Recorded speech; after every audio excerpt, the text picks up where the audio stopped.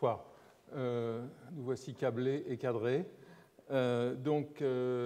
Cinquième séance de ce parcours dans l'américanisme russe. Je l'avais intitulé La ville stalinienne, et il ne faut pas que vous attendiez à m'entendre parler aujourd'hui des gratte-ciel de l'après-guerre, des bâtiments en hauteur, des 7 sœurs de Moscou. J'en parlerai la prochaine fois. Je voudrais en effet m'arrêter de manière un peu plus substantielle sur les développements qui interviennent en Russie au cours des années 30 et jusqu'à l'immédiate après-guerre, et considérer les gratte-ciel staliniens comme participant d'un autre moment, d'un moment différent. Je voudrais aujourd'hui essayer de réfléchir à ce qui se joue entre culture de masse, culture populaire, consommation, architecture, urbanisme, dans ce cycle qui voit le pouvoir de Staline s'affirmer, qui voit Staline purger les appareils, le parti, l'économie et exercer une terreur sans partage à partir de la deuxième moitié des années 30. C'est aussi la Seconde Guerre mondiale dans laquelle la Russie est engagée à partir de juin 1941 et qui détermine des rapports nouveaux, on le verra, avec les États-Unis. Alors, je voudrais partir, comme je l'ai déjà fait, avec un voyage aérien qui est le premier vol entre la Russie et New York, que Tchkalov, aviateur célèbre, aviateur star, et ses deux camarades effectuent en 1937. Et j'y vois l'expression d'un désir manifeste de rapprochement, de proximité en cette année 37, qui est une année où les purges battent tout à fait son plein. Lorsque Tchkalov prend la parole à la réception qui se tient en l'honneur de l'équipage à l'Armory du 71e régiment, où s'était tenu le célèbre Armory Show, immortalisé par la contribution de Duchamp, il tient ce langage. Notre pays, je cite, qui a établi son indépendance il y a 20 ans, étrange propos, marche de victoire en victoire, et nous demandons pardon à nos amis américains si, dans un certain nombre d'années, nous les dépasserons de multiples manières. Nous avons dépassé les difficultés, les glaces et les tempêtes de l'Arctique pour apporter des salutations à ce pays, et quand le premier avion de votre pays atterrira à Moscou, nous saurons alors que notre amitié aura été acceptée par le peuple américain. Donc il y a une espèce de position empathique qui passe par les aviateurs, et vous verrez qu'il y a un peu d'aviation aujourd'hui, et il y en aura encore plus la semaine prochaine. Alors je ne vais pas faire ici un cours sur l'histoire de l'Union soviétique, sur l'histoire politique de l'Union soviétique. Il est clair que les années 30 sont marquées par une domination quasi totale du groupe stalinien. Les débats sont clos.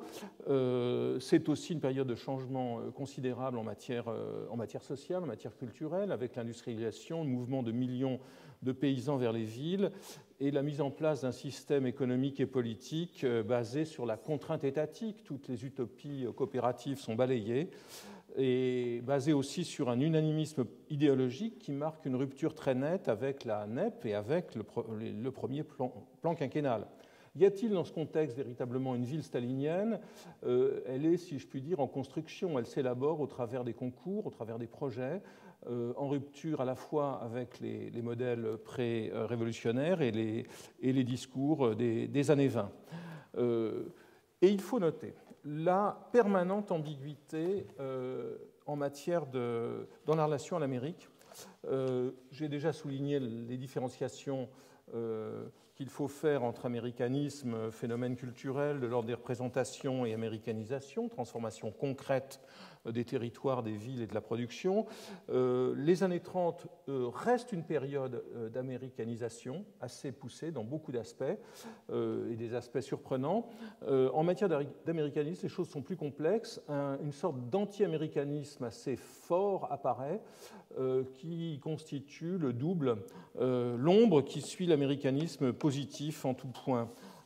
Et puis, les agents du premier américanisme et de la première américanisation sont balayées au moment même où les aviateurs célèbrent l'amitié entre les deux peuples. Je pense à ces figures dont j'ai parlé, Gurevich, qui fait partie du groupe à gauche, qui avait été le directeur de l'usine de tracteurs de Tcheliabinsk, construite par Albert Kahn, Braun, le président d'Amtor, qui avait négocié tous les grands contrats avec Ford et Albert Kahn, Orchitovitch, le théoricien du désurbanisme, Osinski, tous sont fusillés, bien d'autres encore, évidemment, en 1937-38. L'image de l'Amérique se transforme aussi dans la culture soviétique, notamment avec l'exploitation que font les médias soviétiques de la crise de 1929 et de ses effets.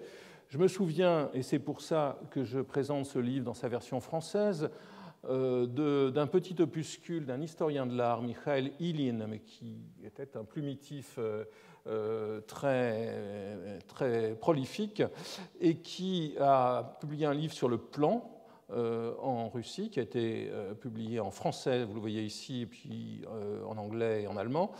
Dans ce livre, l'entrée en matière, avant d'argumenter sur l'importance du plan en Russie, ce sont les détresses et les absurdités produites par la crise de 29. Quoi de plus scandaleux pour les Russes qui peinent à lancer leur production d'automobiles, comme je l'ai relaté, que de voir des montagnes de voitures neuves détruites pour les retirer du marché. Donc, et bien sûr, l'exploitation des péripéties vécues par les chômeurs que l'on voit sur la page d'en bas. Ce livre a été diffusé en France dans cette période. Il a été aussi aux États-Unis, et bien sûr, il y avait des éditions russes. Donc, ces images du gaspillage, des files de chômeurs deviennent tout à fait familières. L'idée que les machines sont détournées de leur vocation. Ilin écrit en Amérique, la machine n'aide pas le travailleur, elle n'est pas un ami, mais un ennemi. Toute nouvelle machine, toute nouvelle invention jette des milliers de travailleurs dans les rues, et le travailleur américain méprise les machines qui lui ont pris son pain. Comment cela se passe-t-il chez nous? Plus nous avons de machines, et plus la journée de travail sera courte, et plus la vie de chacun d'entre nous sera légère et heureuse. Donc, un retour aux diatribes anti-tayloriennes d'avant 1914, qui avait été suspendu pendant la période de l'adoption de l'Organisation scientifique du travail. Ce qui est intéressant au passage, c'est qu'en évoquant le cauchemar du machiniste américain d'un côté et l'industrie prospère, florissante de la Russie, Ilin oublie de mentionner la dette de la seconde envers la première. Alors, l'américanisme se met en place dans le domaine de l'architecture d'une autre manière, puisque les années 30, c'est aussi, en termes quantitatifs, le début du passage à l'acte dans la transformation des villes, après les quelques tentatives de construction de quartiers ouvriers et de bâtiments publics dans les années 20. Et dans le cadre de ce passage à l'acte, le rapport à l'Amérique ne disparaît pas. Une phase nouvelle s'ouvre avec un changement dans le cadrage, la thématique des publications, je n'entrerai pas dans ce détail, mais aussi par une certaine intensification des contacts directs d'architectes russes avec l'Amérique, puisque les relations diplomatiques sont rétablies en 1933. Dans ce cadre, de nouveaux héros apparaissent. Ce ne sont plus Le Corbusier, ce ne sont plus les architectes radicaux d'Allemagne. Ainsi voit-on dans la revue de l'Union des architectes célébrer la figure de Paul Cret, architecte français issu des Beaux-Arts, qui est à l'époque, comme on le sait, le professeur de Louis Kahn, et qui propose une critique académique du fonctionnalisme et du constructivisme. Donc on fait parler les autres, et notamment les Américains, contre les modernes. Le tournant dans cette conjoncture nouvelle, le tournant, c'est le concours pour le Palais des Soviets, qui est organisé en plusieurs phases. Un premier concours entre collectifs ouvriers, puis un concours à grand spectacle en 1931-32, pendant que l'église du Christ Sauveur, construite en 1830, est dynamitée. Elle a depuis été reconstruite à titre expiatoire sur le même terrain qui se trouve, vous le voyez ici, au bord de la Moskova et à quelques centaines de mètres du Kremlin. Le concours pour le Palais des Soviets est un moment très important. C'est sans doute la dernière confrontation entre l'architecture occidentale, et notamment l'architecture radicale d'Europe, et l'architecture russe pour des décennies. Le concours est marqué par des projets qui sont commandés à des architectes européens de renom, ce qui leur donne l'espoir qu'ils ont peut-être la chance d'obtenir la commande, et c'est dans cet espoir que s'abîme Le Corbusier, que nous voyons ici devant sa maquette. Gropius est invité également. Ces architectes participent avec un grand enthousiasme à ce projet, dans lequel ils voient une revanche possible sur l'échec des modernes au concours de la Société des Nations en 1927. Et beaucoup d'architectes étrangers présents à Moscou participent à ce concours. À gauche, Hannes Meyer, le deuxième directeur du Bauhaus, qui est à Moscou avec sa brigade de jeunes architectes radicaux depuis 1930. À droite, Gustav Hassenpflug, architecte allemand, collabore avec Ginzburg pour proposer cette solution assez remarquable avec une grande coupole vitrée portée sur des arcs d'acier. Il y a énormément d'inventions dans cette procédure. Les lauréats en 1932 seront au nombre de 3. Et il n'est pas inintéressant de voir quelle est la logique politique derrière le choix, évidemment, téléguidé du jury. Ce concours est observé de très près par les leaders, et notamment le premier leader d'entre eux. On a trouvé beaucoup de notes manuscrites de Staline sur les textes, sur les protocoles du concours. Ici, 2 des 3 lauréats, Joltowski, vétéran de l'architecture néo-palladienne depuis avant 1914, et dans le même temps un homme assez courageux qui saura protéger des persécutions les jeunes de l'avant-garde à la fin des années 30. Joffan, jeune architecte lui aussi formé en Italie, et dont vous voyez ici le premier projet qui dissocie les 2 salles proposées pour ce grand centre de rencontres politiques et culturelles, qui les dissocie et qui pose à côté un repère vertical bien plus moderne que celui très nostalgique de Joltowski, et surprise, un 3e personnage que personne ne connaissait, que personne ne connaît toujours d'ailleurs. Ça reste une des grandes inconnues de l'histoire de l'architecture du XXe siècle, un Américain du nom de Hector Hamilton, ou Hector Hamilton, totalement inconnu au bataillon. Les sources les plus récentes, et notamment les travaux d'un très bon historien des villes russes de cette période, Meyerovitch, semblerait indiquer qu'il a été recommandé par Albert Kahn. On est en 1932, Albert Kahn est encore en train de négocier son 3e contrat, il échouera avec les Russes, et il est possible qu'il ait suggéré aux leaders soviétiques d'inviter cet architecte, ou en tout cas de le souligner. Quel est le sens? Ce projet est particulièrement mauvais, c'est un projet monumental, pâteau, avec une écriture qui est assez ennuyeuse. La raison de ce choix est très simple, c'est que dans l'affichage, il était absolument vital dans l'affichage des résultats du concours de montrer que les stars de 2 générations d'architecture russe, Joltowski l'ancien et Joffan le nouveau, très poussés par ses relations au sein du gouvernement, il était important de montrer que ces 2 stars étaient légales et qu'elles allaient d'ailleurs l'emporter, en définitive, sur une figure américaine. Il y aura d'autres participations américaines, notamment celle d'un jeune architecte du nom de Simon Brynis, dont je reparlerai une seconde plus tard. Les Américains participent à ce concours sans être invités, puisque le concours est ouvert. Les épisodes suivants sont assez connus. Le projet de Joffan est un projet qui est retravaillé au travers de consignes directes données par Staline, qui proposent d'empiler les différentes composantes du bâtiment et de le couronner par une statue de Lénine, ici assez modeste. Elle ne le restera pas longtemps. Et vous voyez que l'idée change. Avec cette planche publiée dans la revue La Construction de Moscou, nous voyons une étrange mutation s'opérer. Le palais devient un gratte-ciel. Donc l'architecte américain est écarté après avoir été couronné par un prix très théorique, et le palais soviétique change de nature. Au lieu d'être une salle d'assemblée et dont l'iconographie rappelle les palais de la Renaissance, rappelle le Colisée, rappelle les grandes salles de théâtre, Au lieu d'être donc une salle, il reste une salle dans ses parties basses, à l'intérieur, mais il devient un gratte-ciel. Et c'est là, évidemment, que le rapport avec l'Amérique va se jouer à nouveau au stade de la réalisation.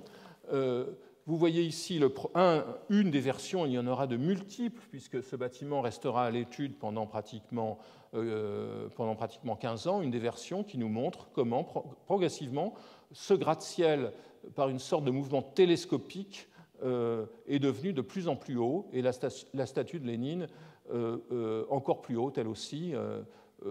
Allusion difficile à évacuer avec la Statue de la Liberté de Bartholdi à New York. Vous voyez ici ce projet dans sa version finale, présenté au bureau politique dans les galeries du musée d'art occidental, du musée Pouchkine, de l'actuel musée Pouchkine. Donc ce bâtiment est mis en chantier et dans la mesure où il est devenu gratte-ciel, eh bien, le rapport avec l'Amérique devient un rapport fondamental. Et je voudrais l'évoquer à propos de 2 ou 3 questions liées à ce chantier difficile, voire impossible. Vous comprenez, en voyant cette coupe du palais comparée à celle d'un gratte-ciel américain, pourquoi l'opération était impossible, puisque ce gratte-ciel, en gros, la Statue de la Liberté, version léniniste, posée sur un gratte-ciel, posée sur une gigantesque coupole, générant des poussées sur le sol absolument insurmontables, inacceptables par le sol spongieux rempli d'eau de Moscou. Donc un problème extrêmement difficile que celui des fondations. D'autres problèmes, sans doute moins difficiles, de construction de l'ossature, de travail sur les revêtements, tout ceci, ce sont des questions qui étaient assez largement réglées dans l'architecture américaine. Autre point très intéressant, c'est la situation urbaine de cet édifice. Vous voyez qu'il était placé à proximité, rappelez-vous du plan à proximité du Kremlin, vous voyez que ce bâtiment tend à devenir le point focal de l'organisation des voies radiales, notamment des voies radiales sur cette rive de la Moskova, et j'y vois une sorte d'écho au plan de Chicago, au plan de Burnham pour Chicago en 1909, qui était bien connu des Russes, où un bâtiment Beaux-Arts, aussi un bâtiment à coupole, mais moins délirant dans son ambition, se trouvait au point de convergence d'un système de voies. En 1934, Iofan et ses 2 associés, considérés comme étant trop jeunes, et sans doute aussi pour apaiser le puissant lobby des architectes de Leningrad, il est flanqué de 2 associés, Gelfreich et Schuko. Et les 3 architectes sont envoyés à New York en 1934 pour travailler à la réalisation du bâtiment. Et vous voyez ici 2 dessins de Iofan, qui sont des dessins réalisés a posteriori, donc 2 vues du Rockefeller Center, réalisées a posteriori. Iofan rapportera beaucoup de notes qu'il publiera dans les revues, notamment dans la revue de l'Académie d'architecture. Iofan s'intéresse aux gratte-ciels les plus récents, et notamment aux éléments constructifs. Il s'intéresse aussi à l'urbanisme de New York, et il écrit des pages très intéressantes sur le système des parkways, qui est alors des avenues promenades alors en cours de réalisation à New York. Schuko publie quant à lui ses impressions dans la Pravda. Donc, beaucoup d'énergie est dépensée lors de ce voyage à travailler sur les questions de revêtement du bâtiment, à l'image du revêtement des gratte-ciels, c'est-à-dire exactement à étudier ce que Ladovsky, Lissitsky et les autres avaient considéré comme étant le plus décadent dans l'architecture américaine. Un épisode extrêmement significatif intervient, qui a été mis à jour il y a très peu de temps. C'est la question des fondations, la contribution américaine au travail sur les fondations du palais soviétique. Vous voyez en haut le chantier des fondations autour de 1940. J'ai déjà dit que le sol était un sol exécrable, ce qui posera beaucoup de problèmes, et par exemple aux constructeurs du métro qui feront appel à des ingénieurs américains, tout comme l'équipe du Palais des Soviets. Un des mandats de Iofan à New York, c'est de parler avec le bureau d'études d'ingénierie de Moran et Proctor pour l'inviter à venir travailler sur les fondations. Bureau d'études très important, Moran et Proctor a travaillé sur le pont George Washington à New York, sur le Lincoln Tunnel, sur le grand barrage sur le Colorado, sur le Golden Gate Bridge à San Francisco. Et il est aussi le bureau d'études de référence pour la World's Fair de 1939. Donc c'est le grand bureau d'études new-yorkais de l'époque. Eh bien, il aura pas moins de 5 contrats pour travailler sur les fondations, pour faire des études de sol et travailler sur les fondations, mettant en œuvre son travail antérieur sur un autre bâtiment circulaire que vous voyez là, pour le premier projet pour le New York County Courthouse, élaboré en 1913 et finalement abandonné en faveur d'un bâtiment sur plan hexagonal. Donc ici, très concrètement, dans la mise en œuvre du programme du Palais des Soviets, je le répète, grande halle devenue gratte-ciel, le savoir-faire américain est convoqué de la façon la plus claire. Dans le même temps, pour leur première manifestation publique à New York, c'est-à-dire le pavillon de l'URSS à la World's Fair de 1939, Yoffan et Alabian vont s'efforcer de montrer que les Russes ne cèdent en rien aux Américains. Donc voici ce pavillon de New York qui reprend le thème du presse-livre du pavillon de Yoffan à Paris en 1937, mais qui le dédouble, 2 presse-livres rejoints par une galerie circulaire et une grande tour. À l'intérieur de ce pavillon, que trouve-t-on? Eh bien, vous le voyez à gauche, une grande maquette du Palais des Soviets pour montrer aux Américains que les Russes sont parfaitement capables de faire des gratte-ciel plus hauts que les leurs, ce que d'ailleurs les illustrés américains ne manquent pas de propager. Une autre planche comparative à droite nous montre le Palais des Soviets comparé à l'Empire State Building. Cette page a-t-elle été financée par les services de relations publiques soviétiques de New York? Je n'en sais rien. En tout cas, la participation russe à la World's Fair est centrée sur la célébration, centrée au sens physique du terme, sur la célébration du Palais des Soviets. Le pavillon sera très rapidement fermé à la suite du mouvement d'opinion en faveur de la Finlande déclenché par l'intervention, l'agression de l'URSS en Finlande. Deuxième projet, je poursuis la réflexion rapidement sur la question du gratte-ciel. Le débat ne s'arrête pas avec le Palais des Soviets et continue notamment avec le concours pour le commissariat du peuple à l'industrie lourde, donc le ministère de l'industrie, ou le poste de commande de la politique de l'industrialisation russe, censé être construit à l'emplacement du GUM sur la place Rouge, ici. Projet de Léonidov ici, qui est un projet très intéressant. Pourquoi? J'en ai déjà parlé du point de vue de la structure visuelle des perspectives dessinées par Léonidov. Ici, ce qui me semble intéressant, c'est le rapport construit par Léonidov entre la silhouette du Kremlin, les clochers du Kremlin et son bâtiment, qui est un bâtiment dont les éléments sont dérivés du monde de l'industrie, du monde des hyperboloïdes de l'industrie chimique, du monde des grandes structures des usines chimiques, mais considéré comme une sorte d'extension de développement de la construction verticale russe ancestrale. Les projets les plus délirants s'entassent sur ce concours qui vraiment excite l'imagination des architectes de manière extraordinaire. Le bâtiment de Melnikov à gauche est un gigantesque bâtiment qui monte dans le ciel et auquel on accède par ces escaliers vertigineux qui passent au travers du stator d'une turbine de barrage électrique.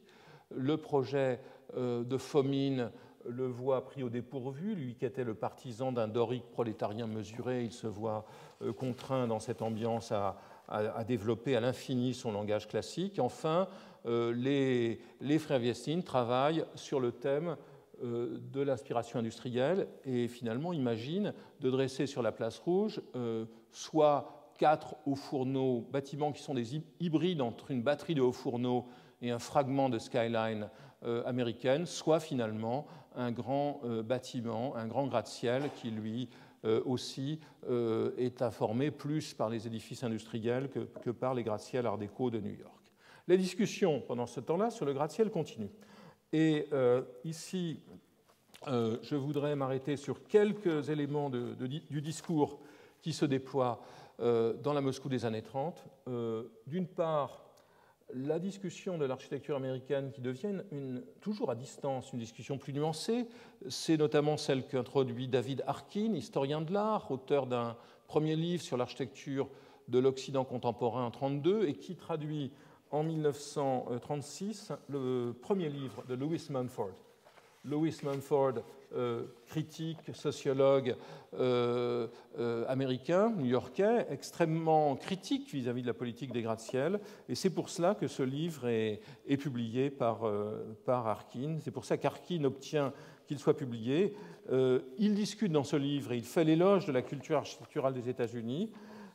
Il propose, tout en la critiquant, de l'étudier de près, dans la mesure où écrit-il, nulle part la ville capitaliste n'a posé à l'architecte autant de problèmes complexes et contradictoires. Le gratte-ciel, notamment, qui comporte, écrit-il, du point de vue de l'architecture, toute une série d'éléments complexes et fondamentalement nouveaux. Complexe est une épithète de la langue de bois soviétique qui recouvre beaucoup de choses, n'essayons pas d'éclaircir ici. Toute une série d'éléments complexes et fondamentalement nouveaux, et dont le sens dépasse largement les limites de l'expérience américaine. Harkin s'intéresse notamment, comme s'il anticipait sur ce qu'en dirait Rem Koolhaas, sur les aspects, sur la multifonctionnalité de certains gratte-ciel et le fait qu'ils assemblent des programmes extrêmement différents dans un seul bâtiment. Un grand intérêt pour cette multifonctionnalité, exprime-t-il. Il célèbre aussi le caractère de Frank Lloyd Wright et de Sullivan, qui sont les véritables héros du livre de Mumford. Donc Harkin, dont on reparlera, est un petit livre qui aura beaucoup de succès. Une nouvelle fois, le prisme ici est germanique, est allemand. Le livre n'est pas traduit de l'anglais, mais de l'allemand, de sa version allemande publiée en 1928 à Berlin.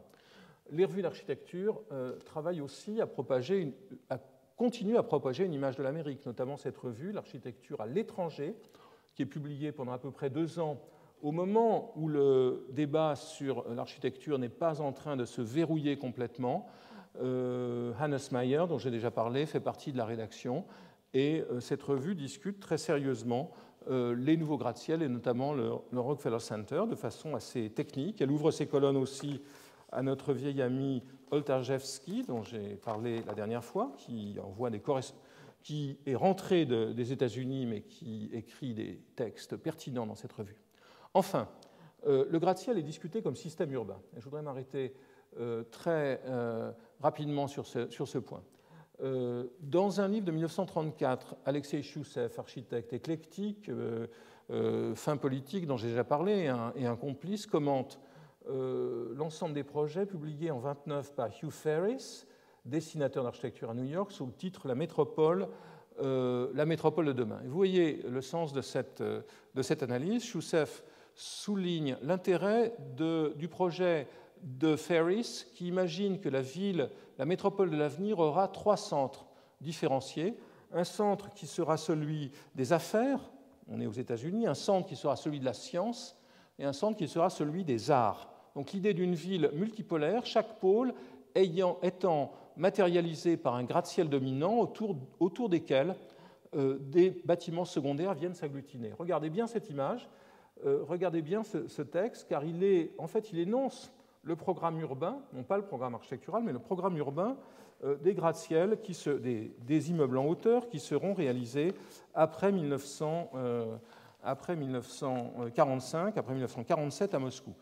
Un des thèmes importants analysés ici, c'est l'idée de l'ensemble, l'idée que Ferris propose, grâce à la magie de son crayon ou de son fusain, de penser les gratte-ciel dans une logique d'ensemble et pas dans une logique individuelle de compétition effrénée, ce que critique encore en 1940 un ouvrage méthodologique sur la composition architecturale de Bounin et Kruglova, qui étaient des anciens étudiants de Ladovsky au Frutemas, et qui critique la skyline de New York en parlant de son désordre abyssal, exactement la thématique de Le Corbusier qui critiquait le désordre de Manhattan.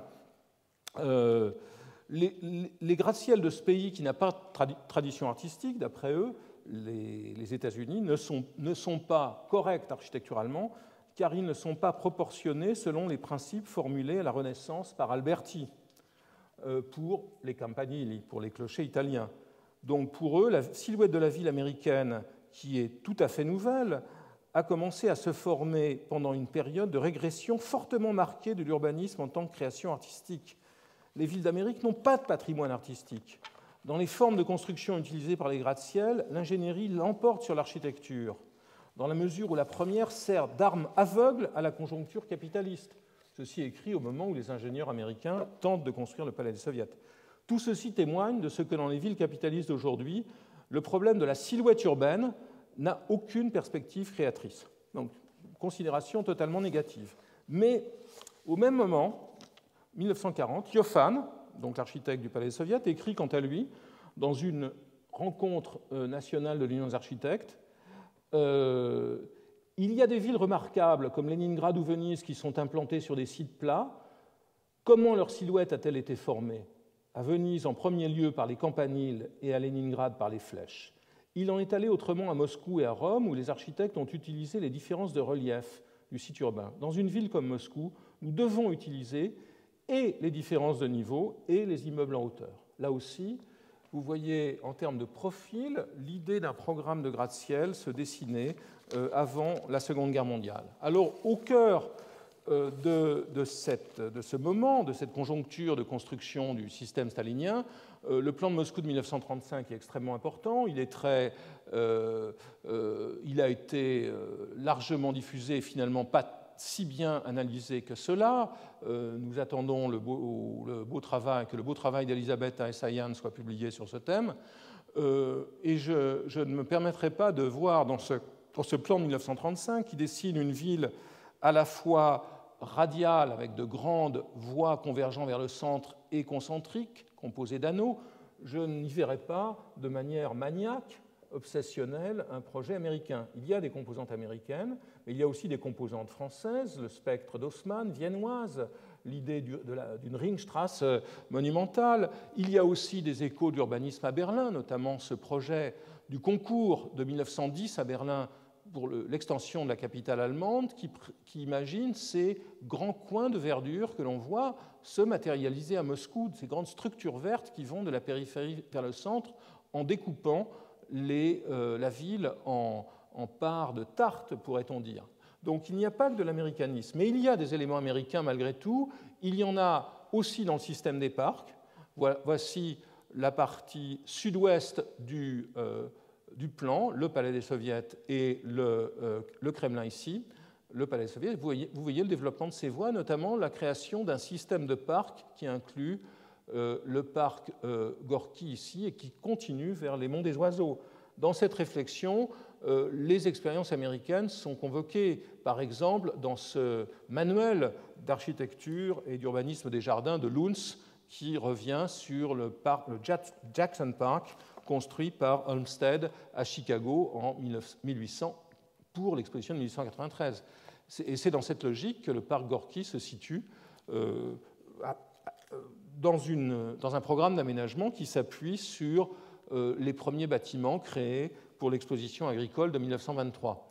Quand on regarde les rues principales, et ici je parle de la rue la plus spectaculaire, sans doute, la rue de Thiers, qui relie donc le Kremlin, les places centrales à la périphérie, et dont vous voyez le plan ici, les échos de l'américanisme sont assez présents.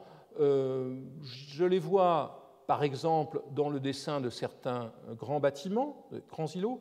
Ici, le tout premier îlot d'habitation en montant la rue de Thiers depuis la place Rouge, construit par Mordvinov, est un îlot qui se rapproche extrêmement clairement, encore faudrait-il en faire l'analyse de détail, mais par l'utilisation du soubassement palatial, par l'utilisation des portes et de cette grande corniche, des grands blocs de l'Upper West Side de New York, tels que le Bell Nord construit en 1908. Cet idéal de l'îlot entier transformé en un seul projet architectural qui ne sera pas atteint, ou pratiquement pas atteint sur la rue Gorky, nous le voyons ici, en œuvre à New York. Un autre thème intéressant et je dirais amusant, c'est le thème du déplacement, de la translation des bâtiments, de manière à élargir l'emprise de la voie. Ici, une publication qui nous montre les précédents américains sur lesquels, de déplacement de bâtiments sur vérin à Los Angeles ou à New York et Chicago, sur lesquels se base ce propos.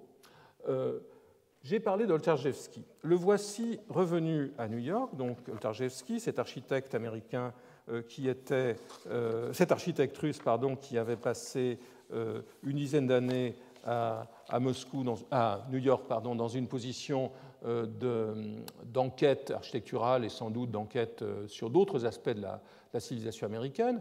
Oltarjewski revient à Moscou. C'est un cas assez rare de retour d'un soviétique ayant vécu aux États-Unis. Il se voit donner d'assez grandes responsabilités, et notamment celle de construire l'exposition agricole prévue pour 1937. Il est l'auteur du premier plan de cette exposition censée être permanente, et étudie un projet assez remarquable, dont il ne reste pratiquement rien aujourd'hui. Le bâtiment central que vous voyez ici est un bâtiment que l'on peut rapprocher du Hall of Science de la dernière exposition en date, en 1937, à part celle de Bruxelles, qui est celle de Chicago en 1933, qu'Oltarjewski avait visité. Donc vous voyez ici l'idée de cette tour prismatique qui vient de Chicago. Et dans le dessin des différents composants de cette exposition, que je vous montre à l'état brut dans les archives du Musée d'architecture de Moscou, on retrouve une sorte de syncrétisme dans lequel projet américain rencontre projet italien. Ici, l'entrée principale dérive fortement de celle de la cité universitaire de Rome. On y voit aussi de grandes voies plantées, et ce plan est en même temps un plan d'espace vert et un plan de construction.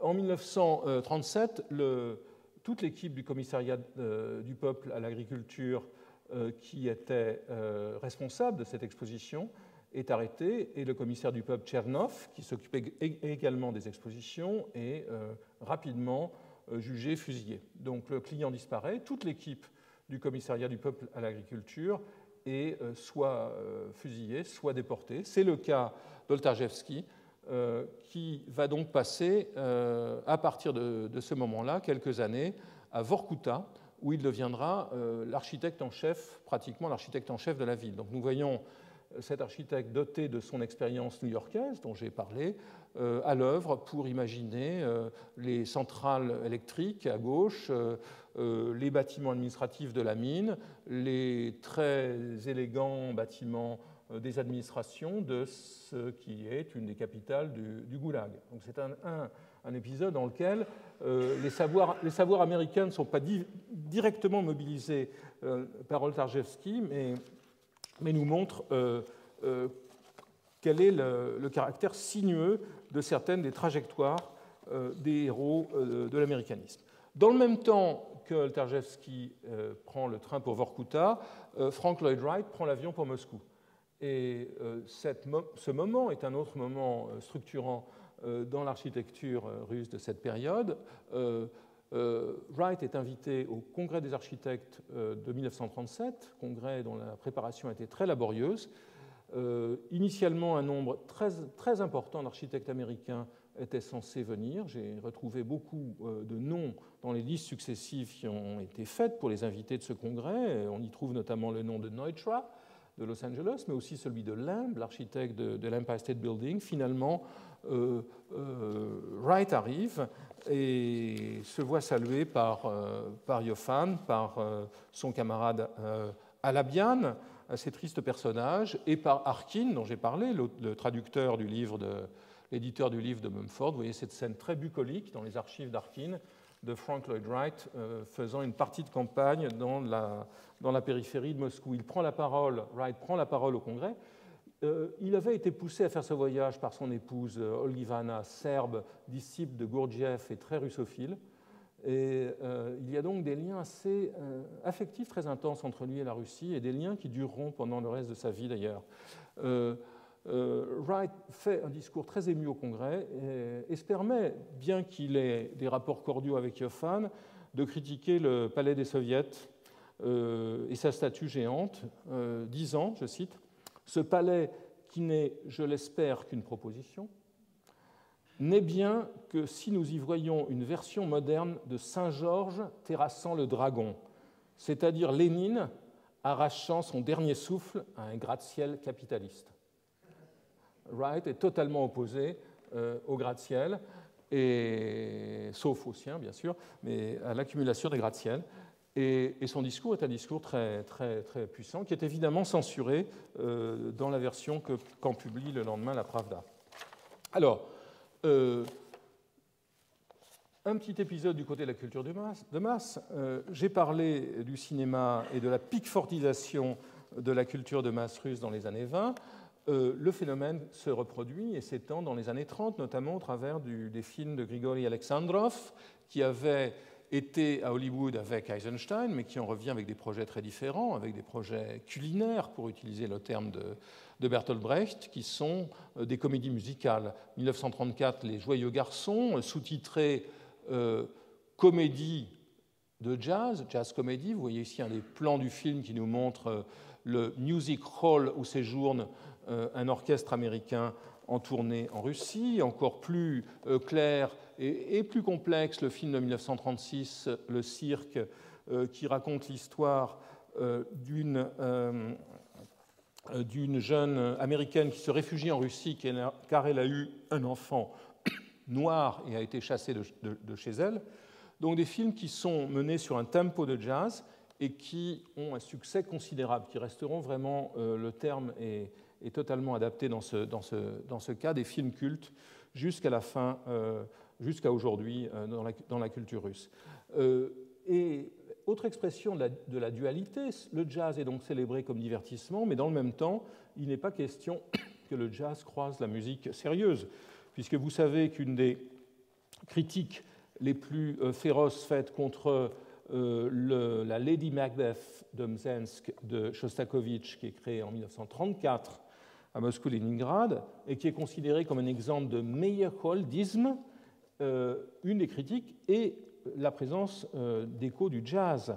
Le compositeur écrit la Pravda, et c'est sans doute Jdanov qui a écrit cet article, le compositeur emprunte au jazz sa musique d'énervé, de maniaque, afin de doter ses personnages de passion. Elle nasille, gémit, halète et suffoque afin de rendre les scènes d'amour de la façon la plus naturaliste. Donc le jazz comme divertissement, pas le jazz comme musique sérieuse. Voyage à nouveau, et j'en évoquerai deux extrêmement importants dans la vie quotidienne des citoyens de l'Union soviétique. Le premier, c'est celui des deux écrivains humoristes Ilya Ilf et Evgeny Petrov, qui se rendent en Amérique pour faire publier des reportages. Ils s'y rendent en 1935 pour publier des reportages dans le journal illustré Agagnoc, et ils publient à leur retour un livre, donc traduit en français sous le titre Amérique sans étage, Ad no etajnae America, évidemment par opposition au gratte-ciel, une Amérique qui n'est pas celle des gratte-ciel, que tous les Russes ont l'illusion de connaître, mais une Amérique inconnue. Et ce livre a un succès considérable. Il est publié dans un premier temps sans les photos d'Ilf, qui avaient été publiées dans Agagnoc, et critiqué d'ailleurs par Rodchenko. Il y aurait tout un propos à tenir sur les critiques de Rodchenko, celle qu'il fait à propos de Mendelssohn et celle qu'il fait à propos d'Ilf et Petrov. C'est un livre absolument passionnant, et qui va profondément marquer les esprits en Russie, car il donnera une image de la vie quotidienne américaine, faite de simplicité, mais aussi d'avance technologique. Ilf et Petrov condamnent New York, écrivent-ils, cette cité où 7 millions d'êtres humains sont asservis par 2 millions d'automobiles. Ils découvrent, à côté de ces images de New York et de Chicago, images littéraires bien dans le livre et non photographiques, ils tracent un portrait tout à fait neuf du Middle West, de la Californie, et en particulier de Hollywood. On les voit arriver jusqu'à Los Angeles, on les voit ici, Ilf réalise des photos tout à fait remarquables de la vie quotidienne dans les petites villes américaines qui sont conservées. Pour une part, beaucoup ont été jetés, l'histoire ensuite est compliquée, mais certaines ont été conservées dans les archives à Moscou. C'est là que je les ai trouvées, ces vues d'Hollywood aussi et de Los Angeles qui sont tout à fait remarquables et nouvelles pour le public russe. Ils saluent dans leur livre, je cite, le caractère démocratique des relations d'homme à homme en Amérique, qui devrait nous intéresser, écrivent-ils, autant, sinon plus, qu'un nouveau modèle de machine. Ils concluent leur livre. L'Amérique ignore de quoi son lendemain sera fait. Nous savons et nous pouvons même indiquer avec une certaine précision ce que nous serons d'ici 50 ans. Passons. Tout cela ne signifie pas que nous n'ayons bien des choses à apprendre des Américains.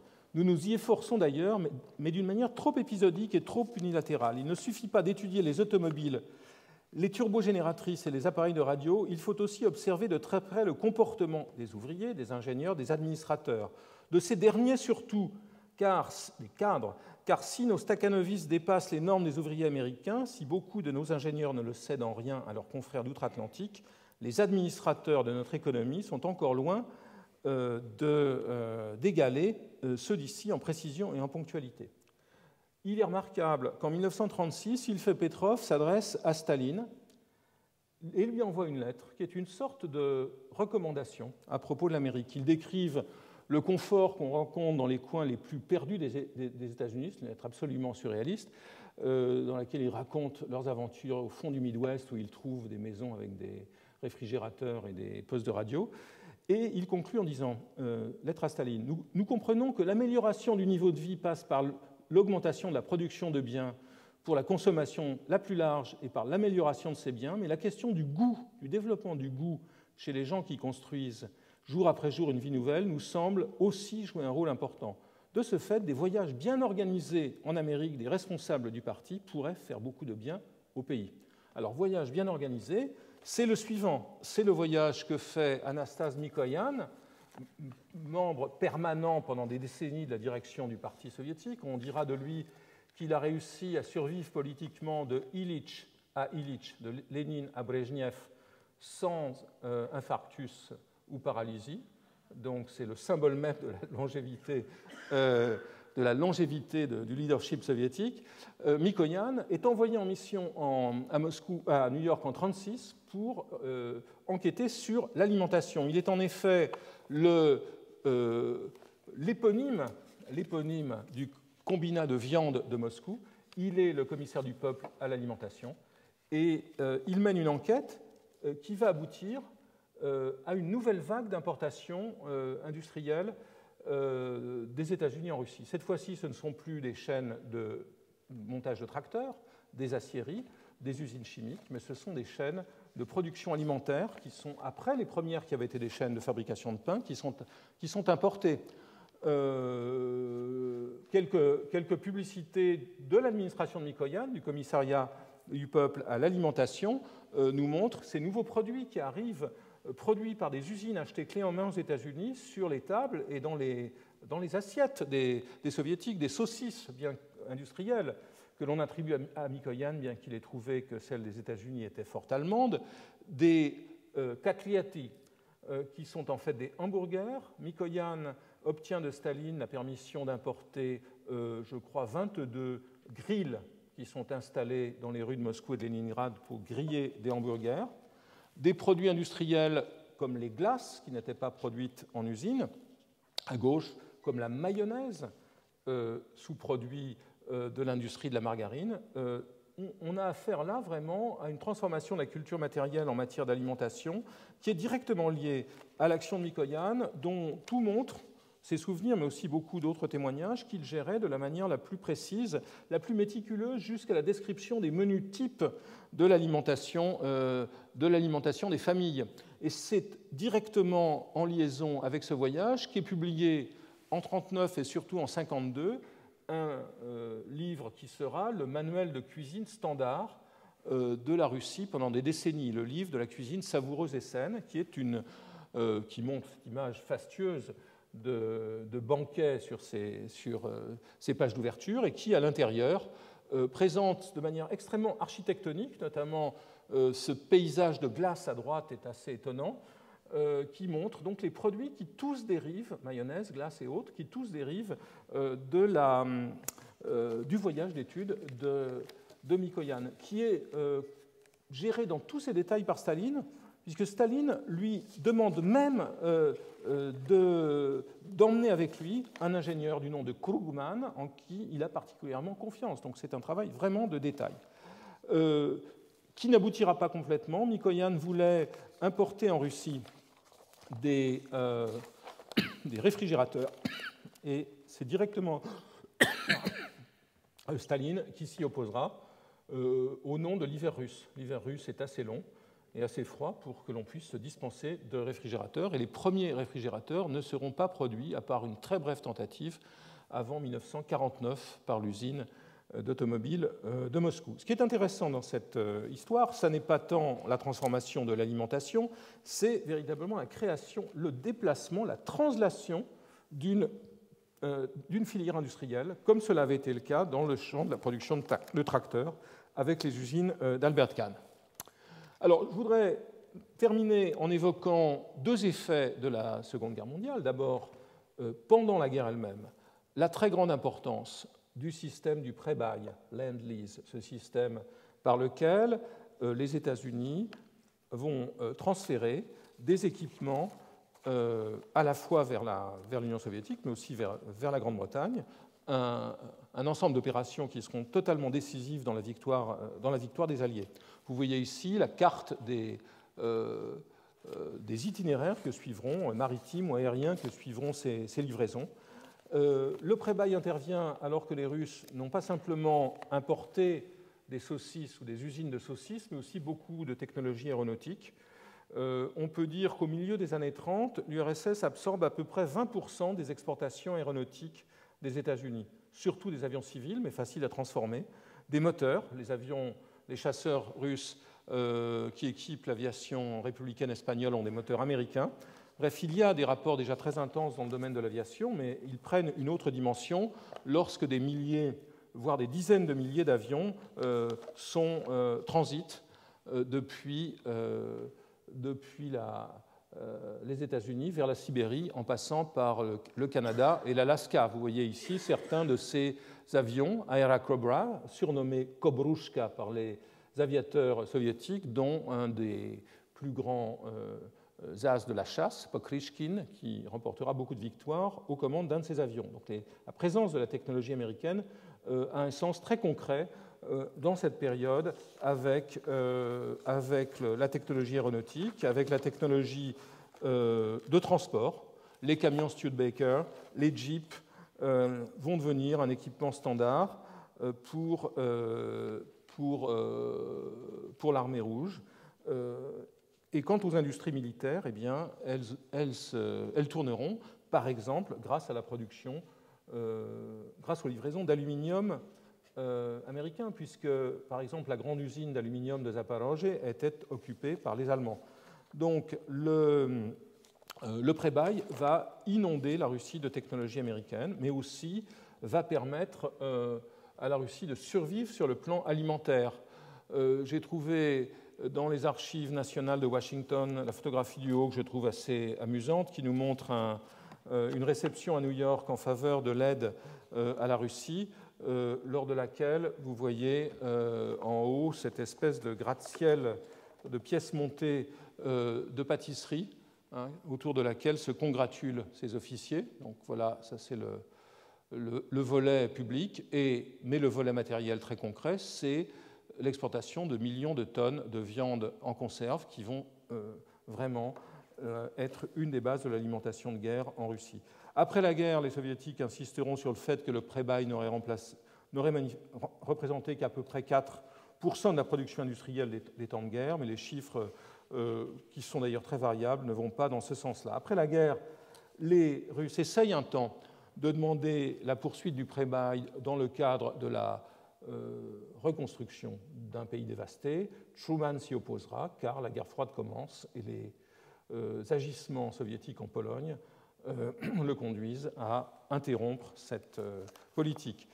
Sur le plan de l'architecture, et j'en terminerai là-dessus, il est frappant de voir que la reconstruction d'un pays dévasté comme la Russie, dans toute sa partie européenne, est imaginée selon les lignes des méthodes américaines pendant, en tout cas, un certain nombre d'années.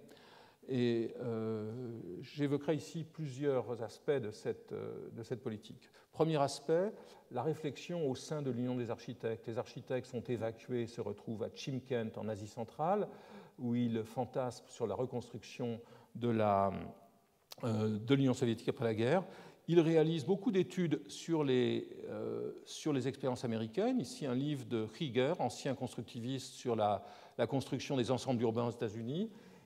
Rieger publie aussi des livres sur les maisons individuelles et notamment sur l'expérience des maisons individuelles préfabriquées aux États-Unis. En fait, dans cette phase, on a l'impression que les architectes russes et les politiques qui les dominent et qui les contrôlent ont à l'esprit de construire une sorte de Russie sans étage, pour reprendre le titre du livre d'Ilfa Petrov, une Russie horizontale faite de petites maisons.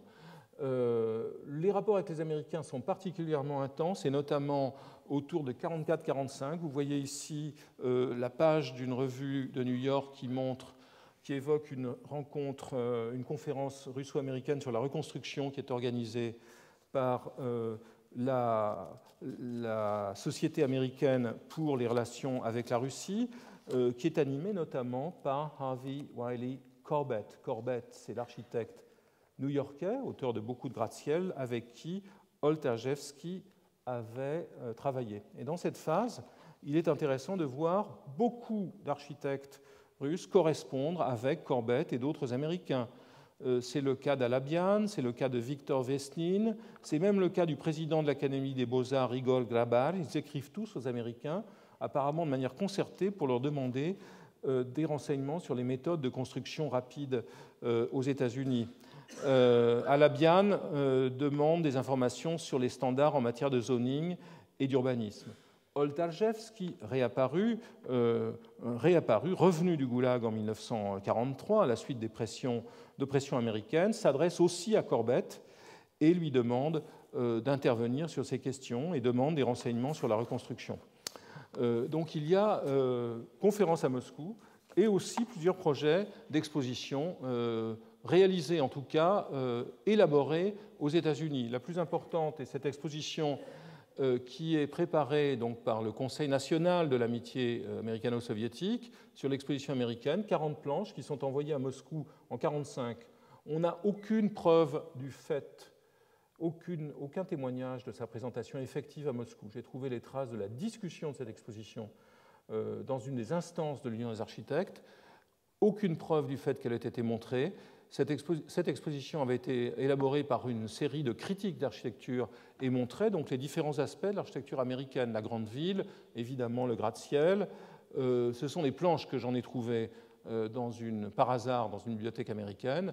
L'habitation collective, l'habitation individuelle. Vous voyez ici les cités édifiées en temps de guerre et notamment cet ensemble d'habitations de Richard Neutra, de l'ensemble de Channel Heights à Los Angeles, qui est le premier ensemble d'habitations individuelles édifié par un architecte radical moderne aux États-Unis. Ici, d'autres planches sur les bâtiments pédagogiques et enfin sur les musées. Vous voyez ici le Musée d'art moderne de New York et son plan. Donc tous les aspects de la vie américaine vus au travers de l'architecture. Le design de cette exposition, de ces panneaux, a été fait par Friedrich Kiesler, qui est un artiste d'origine viennoise, extrêmement important sur la scène new-yorkaise dans cette période. Rien ne prouve que cette exposition a été présentée. Le débat sur la construction, et j'en termine, se joue aussi au travers de projets dans lesquels les expériences américaines de certains architectes voyageurs se condensent. Ainsi, Bourhoff, qui avait passé un certain temps à Detroit dans les années 30, mais qui avait aussi visité Miami, reprend la thématique de l'architecture de Miami, le front de mer avec les gratte-ciel, dans son projet pour la reconstruction de Yalta en 1945, dans les années 40, projet réalisé sous la conduite générale de Moïse Ginsburg, qui était chargé de la reconstruction de cette partie du pays. Bourhoff le payera assez cher par la suite, il sera attaqué pour avoir fait ce projet américanisant. Enfin, Amtorg, dont j'ai parlé déjà, la société qui organise le commerce russo-américain dans cette période, réalise de très épaisses publications sur l'expérience américaine de reconstruction de construction urbaine, d'aménagement urbain. Ici, vous voyez l'image d'une ville nouvelle de la région de Washington. À gauche, vous voyez d'autres images de ces ensembles d'habitations, et surtout, beaucoup d'énergie est consacrée à toutes les technologies qui permettraient la construction industrialisée. Il est clair qu'avec le début de la guerre froide, tout ceci s'interrompra, et que finalement, le seul débouché concret de cette intense agitation qui a duré pendant 2 ans et qui a mobilisé énormément de techniciens et d'architectes des deux côtés sera une petite exposition sur la construction rapide aux USA qui s'ouvre en 1946. Aucune preuve que l'exposition plus ambitieuse ait été organisée. En effet, cette référence à l'Amérique était encore dans le climat presque euphorique de la fin de la guerre permise, tolérée, voire encouragée, devient, avec les débuts de la guerre froide, totalement inadmissible. Et les principaux agents de tous ces contacts auront les plus grandes difficultés à opérer. Ce sera le cas d'Arkin, ce sera le cas de Bourhoff et de quelques autres. Mais nous les retrouverons la semaine prochaine dans un épisode conclusif. Merci.